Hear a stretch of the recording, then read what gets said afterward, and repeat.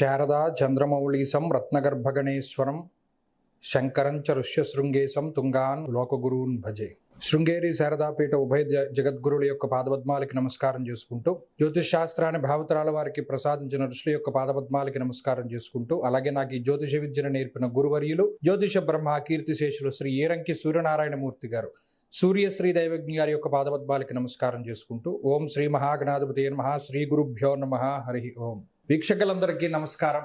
July నెల 27వ తారీఖు లగాయితూ దాదాపుగా 137 రోజుల పాటు వక్రగతిన సంచరించబోతూ ఉన్నటువంటి శనేశ్వరుని యొక్క వక్రగతి తాలూకు ఫలితాలని పూర్తి శాస్త్రబద్ధమైనటువంటి ప్రమాణాలతోటి గోచార దర్శనం వంటి ఉత్కృష్టమైనటువంటి గ్రంథం ఆధారంగా మనం ఈ వీడియో ద్వారా ఆ శనేశ్వరుని యొక్క వక్రగతి 12 రాశుల పైన ఏ విధమైనటువంటి ప్రభావాన్ని చూపించబోతూ ఉన్నది అనేటువంటి విషయాన్ని మనం పరిశీలన చేద్దాం. ముఖ్యంగా ఈ వక్రగతి గురించిన కొన్ని ముఖ్యమైనటువంటి విషయాలను కూడా మనం పరిశీలన చేస్తే, జూలై 27వ తారీఖు సోమవారం నుండి రేవతి నక్షత్రము 1వ పాదంలో ప్రారంభమయ్యేటువంటి ఈ శనేశ్వరుని యొక్క వక్రగతి దాదాపుగా 10వ తారీఖు డిసెంబర్ నెల వరకు 137 రోజులు, అంటే గురువారంతో 10 డిసెంబర్ గురువారంతో పూర్తవుతుంది.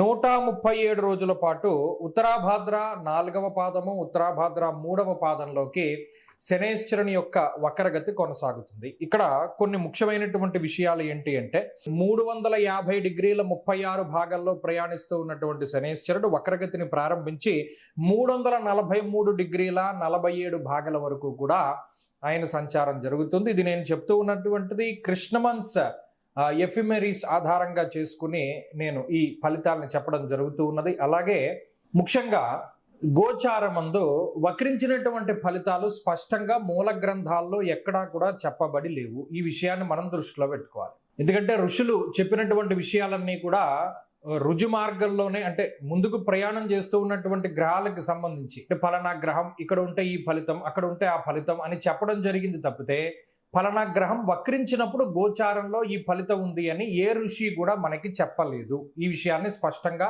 ఇది మూల గ్రంథాల్లో లేదు అనేటువంటి విషయాన్ని దృష్టిలో పెట్టుకోవాలి. 1.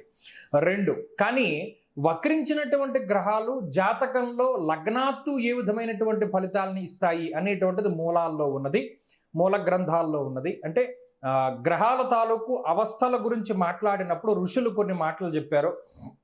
పీడితావస్థ, శక్తావస్థ, ముదితావస్థ, శాంతావస్థ, ఇటువంటి అవస్థల్లో వక్రించినటువంటి గ్రహానికి సంబంధించిన అవస్థని చెప్పడం జరిగింది.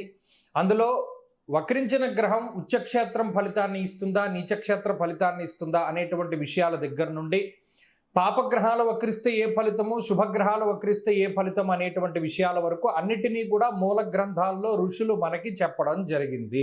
కాబట్టి ఇప్పుడు మనం చెప్పేటువంటి ఫలితాలు లగ్నాధారితంగా కాదు. ఎందుకంటే గోచారంలో ఎప్పుడు లగ్నాన్ని ఆధారితంగా చేసుకుని చెప్పకూడదు. పేరులోనే ఉంది. వాడెవడో అడిగేట, ఎవరి పంచపాండవులు ఎంతమంది అని అడిగేట. ఏమయ్యా పేరులోనే ఉంది కదా, పంచ అంటే 5 పాండవులు అంటే 5 పాండవులు అని పేరులోనే ఉంది కదా, మరలా అడుగుతావేంటి అని అన్నట్టుగా రాశి ఫలితాలు అని, రాశి అంటే చంద్రరాశే కదా, రాశి ఫలితాలు అంటే రాశిని బట్టి ఫలితాలు కానీ లగ్నాన్ని బట్టి ఫలితాలని ఎక్కడుంది? పేరులోనే ఏమంటే రాశి ఫలితాలు రాశి నుండి వస్తాయా, లగ్నాన్ని నుండి వస్తాయా, పంచపాండవులు ఎంతమంది అని అడిగినట్టే ఉంటుంది. కాబట్టి రాశి ఫలితాలు అంటే రాశిని బట్టి చెప్పే ఫలితాలు. ఇక్కడ లగ్నానికి తావు లేదు, ఉండదు. అసలు మూల గ్రంథాల్లో రాశి ఫలితాలు ఎప్పుడు లగ్నాన్ని బట్టి చెప్పలేదు, చెప్పరు, ఎవరు చెప్పబోరు. ఎందుకంటే ఏదైనా ఋషిప్రోక్తమైన గ్రంథం ఉండాలి. ఇక్కడికి 2 విషయాలు.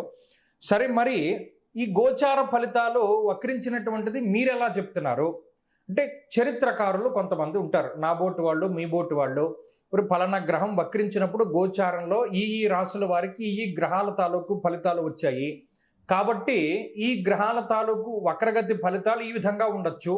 ఇప్పుడు ఉదాహరణకి కుజుడు స్తంభిస్తారు, అది గోచార రీత్యానే స్తంభన అనేటువంటిది ఉంటుంది. మరి స్తంభించినప్పుడు గోచారంలో కుజుడు ఫలన ఫలితాలను ఇస్తాడు అని చెప్పి ఎక్కడ మూల గ్రంథాల్లో గోచారంలో లేదు.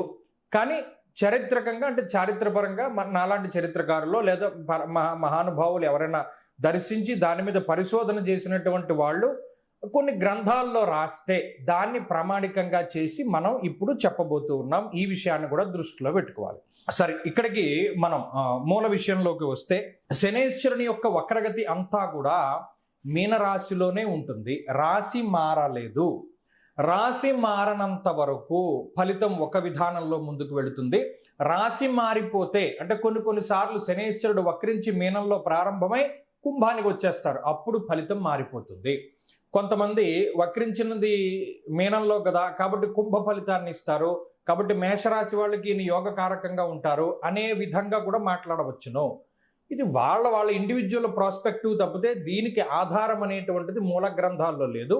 బహుశా ఏదైనా చరిత్రకారులు వారికి ఆ విధంగా చెప్పి ఉండొచ్చు. కాబట్టి ఇక్కడ అనేక రకాల డిస్ప్యూట్స్ రావడానికి కారణం ఇదే అవుతుంది. మూల గ్రంథాల్లో ఎక్కడా దీని ప్రస్తావన లేదు. ఒరిజినల్గా అయితే మనం చెప్పక్కర్లేదు, కానీ ఇప్పుడు ఉండేటువంటి ఆధునిక పరిస్థితులకు తగ్గట్టు చెప్పవలసిన అవసరం ఉన్నది. ఇక ఫలితాల్లోకి వెళితే, మేషరాశి వారికి వక్రగతి తాలూకు శనేశ్వరుడు ఏ విధమైన ఫలితాన్ని ఇవ్వబోతూ ఉన్నారు అంటే, ఇక్కడ గమనిస్తే 12వ స్థానమందు ఏలినాటి శనిగా శనేశ్వరుడు ఫలితాన్ని ఇస్తూ మేషరాశి వారికి కొంత ఉపశమనాన్ని ఇస్తాడనడంలో ఏమాత్రం అతిశయోక్తి లేదు. మేషరాశి వారికి ఇది మంచి ఫలితంగానే మనం భావించవచ్చు. ఎందుకు అంటే 12వ స్థానంలో మానహానిర్మన క్లేశం కృష్యర్ భోజన పల్పసహ. ఇప్పుడు మీనము అనేటువంటి శనికి మంచి క్షేత్రము. ఆ మంచి క్షేత్రంలో వక్రగతిన ఉన్నటువంటి గ్రహం బలీయమైనటువంటి స్థితిని పొందుతుంది. అప్పుడు ఆయన ఇచ్చేటువంటి మంచి ఫలితాలైనా చెడు ఫలితాలైనా బలంగా ఉండాలి. ఇక్కడ ఈ మాట వినబడినప్పుడు మరి మేషరాశి వారికి మంచి ఎలా ఆపాదిస్తారు అనేటువంటి మాట కొంతమంది అంటే ఇక్కడ నేను గమనించండి, ఎవరిని కన్ఫ్యూజ్ చేయడానికి కాదు, రెండు ధోరణులు కనబడతాయి. ఒకటి, వక్రించినటువంటి శనేశ్వరుడు పాపమైతే పాప ఫలితాన్ని, శుభమైతే శుభ ఫలితాన్ని పూర్తిగా ఇస్తాడు అనేటువంటి మాటని నేను తీసుకున్నటువంటి చరిత్రకాలకి సంబంధించినటువంటి పుస్తకాల్లోంచి నేను చెప్తూ ఉన్నటువంటి మాట. ఆ రకంగా చూసుకున్నప్పుడు మేషరాశి వారికి 12వ స్థానంలో ఉండేటువంటి వక్రగతి శని ఏ ఫలితాన్ని ఇస్తారయ్యా అంటే, స్థానచలనాన్ని కలిగించడానికి అవకాశం ఉంటుంది, ఖర్చుల్ని పెంచడానికి అవకాశం ఉంటుంది. ఈ ఖర్చులు కొన్ని సందర్భాల్లో మంచిగా కూడా ఉంటాయి. కొంతమంది అబ్బో నేను ఇక్కడ పని చేయలేకపోతున్నాను, నాకు ట్రాన్స్ఫర్ అయిపోతే బాగుంటుంది అనుకునేటువంటి వాళ్ళకి ట్రాన్స్ఫర్లు అవ్వడానికి శనేశ్వరుడు అవకాశాన్ని కల్పిస్తారు. దేశాంతరవాసం వెళ్ళడానికి, లేదు ఏదైనా మనం పలానా భోగాలకి సంబంధించినటువంటి విషయాలకి, అంటే మన ఇల్లు కొనుక్కోవాలి, కారు కొనుక్కోవాలి, పలానా ఏదైనా లగ్జరీగా ఏదైనా కొనుక్కోవాలి, అటువంటి వాటికి శనేశ్వరుడు మంచి అవకాశాన్ని ఇస్తాడు.